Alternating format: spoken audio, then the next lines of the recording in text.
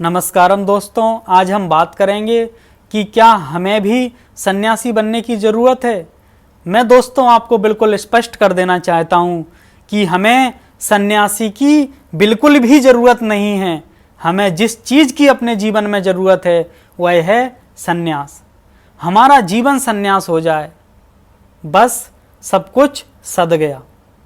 और दोस्तों, यदि हम सन्यासी हुए तो क्या पाया?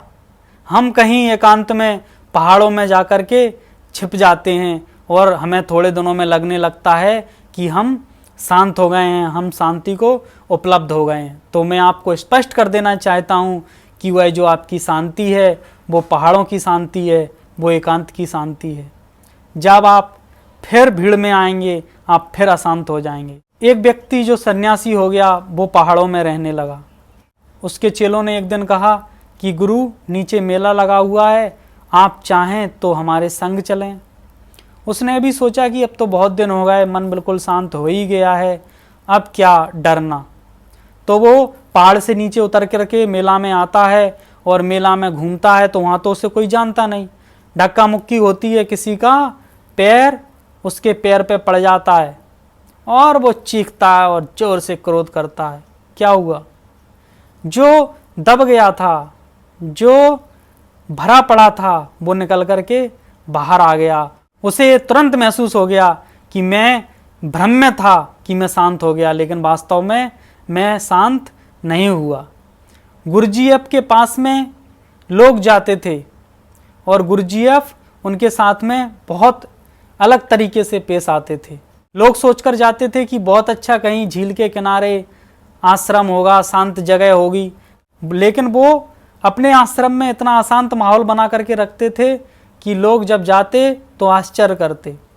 वो उपद्रव खड़ा करते, कोई नया व्यक्ति आता उसको अशांत करने की कोशिश करते, क्योंकि वास्तव में जो शांति है वो अशांति के माहौल में ही साधी जा सकती है। सच्चा शांत वही होता है जो भीड़ में भी शांत रहता है, वरना एकांत में छिप करके भयभीत होकर के बैठ जाने से शांति उपलब्ध नहीं होती है। और आप ये अच्छी तरीके से जानते हो दोस्तों कि कितने लोग हैं जिनके भीतर खुद को जानने की इच्छा होती है, तब वो घर से संन्यास लेते हैं। बहुत सारे सन्यासी आपको मिलेंगे। मैं कहना चाहूँगा कि 1 करोड़ के समथिंग अपने यहाँ सन्यासी हैं, उनमें से 2-4% होंगे जो खुद को जानने के लिए सन्यास लेते हैं, वरना तो सभी लोग कोई घर की परेशानी से, कोई बीवी की परेशानी से, कोई बच्चों की परेशानी से, कोई सामाजिक प्रताड़ना से सन्यास ले लेता है। और फिर क्या होता है? फिर वही सारे उपद्रव वो सन्यास लेकर के खड़े करता रहता है और जीवन यहाँ भी उसका बंधन में था, वहाँ और बंधनों में हो जाता है। तो हम जहाँ हैं, जिस जगह हैं, वहीं पर हमारे भीतर से सन्यास उदय हो।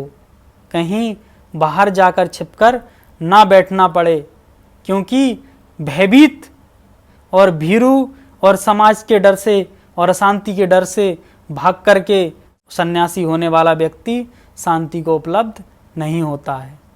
तो एकांत में बैठ गया है, जो संसार से भाग गया है और वो अपने आप को शांत महसूस कर रहा है, तो उसकी शांति झूठी है। उसे फिर भीड़ में आकर के चेक करना चाहिए कि वास्तव में वो शांत हुआ भी है या नहीं हुआ है। कभी कभी ऐसा भी होता है कि शारीरिक रूप से व्यक्ति बहुत व्रत उपवास करता है, बहुत अपने शरीर को कमज़ोर कर लेता है, तो उसे लगने लगता है कि अब वो शांत हो गया है।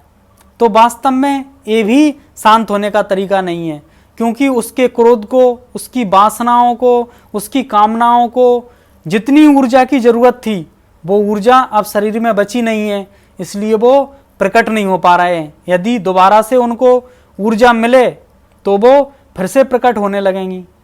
तो यहाँ पर भी जो तुम्हारे भीतर भरा पड़ा है वो ऊर्जा की कमी के कारण प्रकट नहीं हो पा रहा है, लेकिन अग्नि तो है। अग्नि को फिर से ईंधन दिया जाएगा, फिर जलने लगेगी। अग्नि अभी समाप्त नहीं हुई। तो इस तरीके से कई भ्रांतियाँ हमें सन्यास के मार्ग में आती हैं, जिनसे हमें लगता है कि हम शांत हो रहे हैं, हम शांति को उपलब्ध हो रहे हैं। इस तरीके की जो शांतियाँ हैं वो शारीरिक तल की ही शांतियाँ हैं, आर्टिफिशियल शांतियाँ हैं, और वो चित्त के परे नहीं गई है। और जो स्थायी शांति होती है वो तब उपलब्ध होती है जब हम चित्त के परे चले जाते हैं, इन इंद्रियों के परे चले जाते हैं। धन्यवाद।